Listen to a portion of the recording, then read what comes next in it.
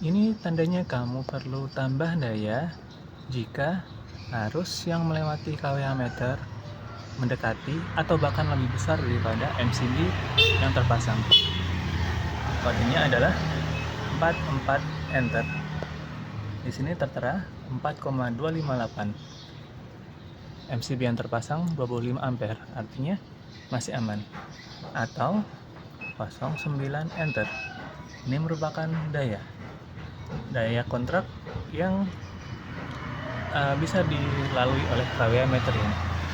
Jika masih rendah daripada daya kontrak yang seharusnya, maka masih aman. Jika sudah mendekati atau bahkan lebih besar, sebaiknya tambah daya. Kodenya 44 enter untuk arusnya atau 09 enter untuk dayanya. Ini namanya MCB box.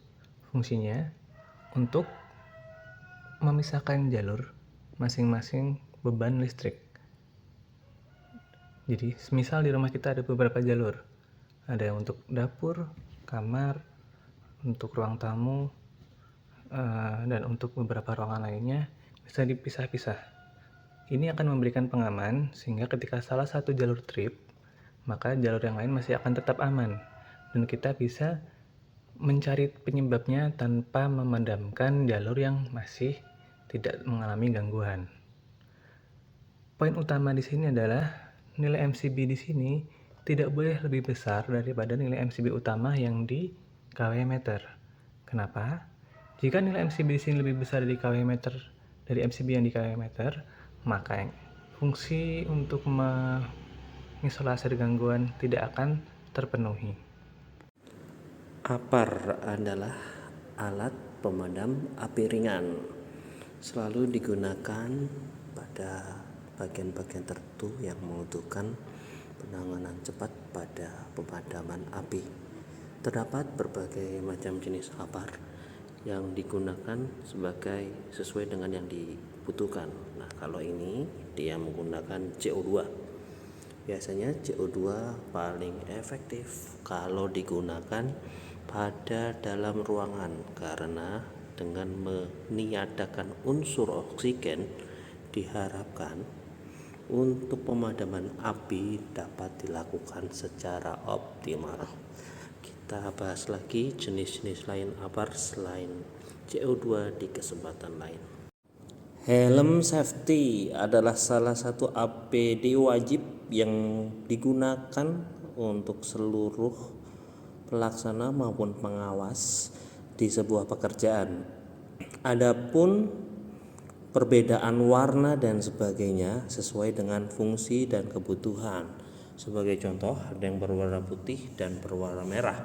Pada umumnya, penggunaan warna merah digunakan untuk petugas K3 atau keselamatan kerja. Sedangkan putih itu memang ada beberapa standar yang berbeda dari masing-masing kebijakan instansi. Selain itu juga terdapat perbedaan tipe dan fungsi seperti yang ini. Ini adalah untuk safety helmet yang digunakan untuk memanjat atau ketinggian ya, misalnya tower atau sebagainya. Batas tanggung jawab antara PLN dengan pelanggan. Hal ini terkadang masih menjadi rancu. Jadi, batas tanggung jawab PLN adalah jaringan sebelum APP atau alat pembatas dan pengukur atau kWh meter atau yang biasa disebut meteran listrik. Itu merupakan tanggung jawab PLN termasuk APP-nya.